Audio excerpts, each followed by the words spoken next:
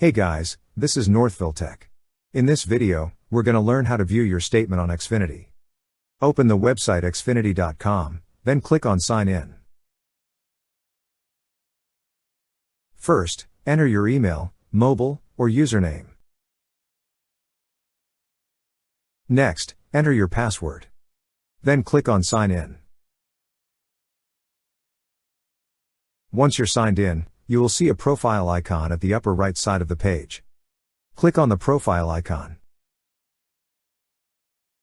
On the side menu, you will see an option for billing. Click on Billing. On this page, you will see an option for Statement History. Click on Statement History. Here, you will see the list of statements. Click on the particular statement you wish to view. And now you will be able to view your statement. That's how you view your statement on Xfinity. Thank you so much guys for watching, and if you have not yet subscribed to our YouTube channel, please subscribe to our YouTube channel as we create tech videos almost every day.